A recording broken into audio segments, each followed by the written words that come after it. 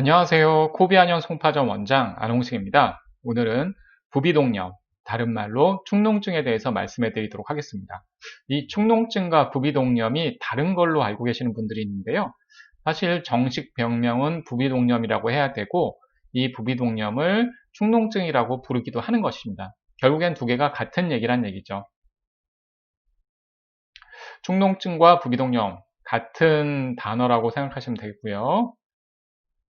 부비동은 코 주위의 얼굴뼈 속에 있는 빈 공간을 일컫는 말인데요.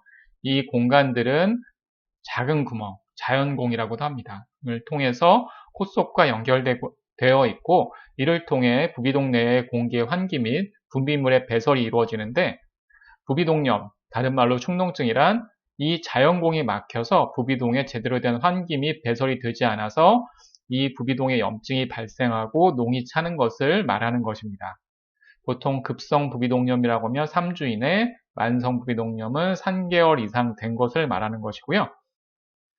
그림으로 보면 이 코 가운데 코 주변에 이렇게 빈 공간이 있고, 이게 바로 부비동인데요.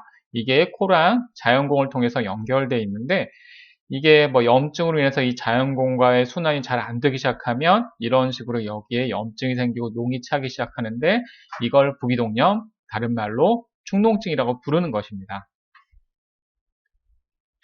축농증 자가진단, 부비동염 자가진단, 머리가 맑지 않고 두통이 있다, 2, 3주 만성적인 기침의 지속. 이 기침과 부비동염의 연관성은요, 안에 농이 꽉 차 있기 때문에 이 농이 목 뒤로 넘어가면서 목을 자극해서 기침을 할 수 있는 거고요.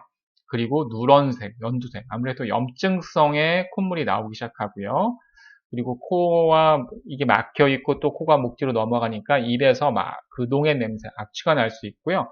코가 너무 꽉 막혀 있으니까 냄새를 잘 맡지 못할 수 있고, 그리고 코 주변에 부비동에 농이 꽉 차 있으니까 이마라든지 얼굴에 압박감이 있고요. 코막힘이 심하고, 기침 원인과 똑같지만 콧물이 목으로 넘어가기 시작합니다. 축농증이 유발하는 합병증, 두통, 그리고 코랑 귀는 연결되어 있는데 코에 농이 꽉 차 있으면 귀에도 염증이 퍼져서 중이염이 생길 수 있고요. 특히 어린아이들 중이염이 자주 발생하는 게 비염과 축농증이 원인이 되는 경우가 많고요. 그리고 냄새 못 맡는 거, 편도선염, 당연히 코가 꽉 막히고 머리가 아프니까 집중력 감퇴, 그리고 만성 피로가 발생할 수 있습니다. 축농증의 종류, 급성과 만성으로 나누는데요. 급성은 3주 이내, 만성은 3개월 이상이고요. 급성 부비동염은 감기 때문에 발생하는 게 많고요. 권태감, 두통, 미열. 그리고 만성은 급성이 오래되었을 때 생기고요.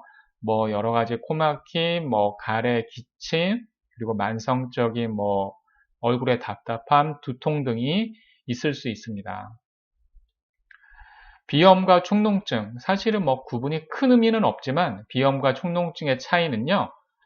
비염은 코에만 염증이 있으면 비염이라고 할 수 있고요. 그리고 코 주변에 그 부비동까지 염증이 퍼지면 그걸 부비동염, 축농증이라고 하는 것입니다. 그 축농증, 부비동염이 자주 발생하고 잘 안 낫는 경우에 항생제로만 의존하기보다는요, 원인을 찾아서 근본적인 치료를 하면 더 좋고요. 증상 완화를 위해서 한의학에서는 치료와 동시에 체질 개선을 통해서 면역 체계를 재정비해서 재발을 줄이는 치료를 동반하는 경우가 많고 같이 하는 게 좋습니다. 그래서 한의학에서는요, 그 증상과 체질에 맞는 한약 복용, 그러니까 축농증을 개선하면서 면역력을 증강시키는 효과가 있는 한약을 복용하는 게 좋고요. 그리고 코 안의 농을 제거하는 데 도움되는 배농치료, 그리고 여러 가지 침치료를 한다거나 뜸치료, 그러면 여러 가지 장비를 활용한 물리치료를 같이 하기도 합니다. 한약은 말씀드린 것처럼 코와 부비동의 염증을 없애면서 그 면역력을 증강시켜 재발을 줄이는 효과가 있는데요. 당연히 진찰을 통해서 맞춤 처방이 돼야 되고요. 좋은 약재로, 독성 없는 약재로 만들어진 한약을 복용하는 게 기본입니다. 한약은 여러 가지 종류가 있는데 액체 형태도 있고 알약 형태도 있고 아이들이 먹기 편하게 만든 단맛 있는 한약 여러 가지 종류가 있을 수 있고요. 환자의 상태에 맞춰 처방이 되기도 합니다. 그리고 콧물 빼기 배농 치료는요. 코 안에 묻힌 면봉을 집어넣게 되면 그 한약이 코에 퍼지면서 똥이 빠져나가는 방식의 치료법이고요. 이게 그 부비동염, 축농증 증세 개선에 도움이 됩니다. 그리고 축농증과 부비동염을 예방하기 위해서는요, 충분한 수면, 균형 있는 영양 섭취, 적절한 운동, 체온 유지가 필요합니다. 좀 도움이 되셨나요? 좋아요, 구독하기 부탁드립니다. 감사합니다.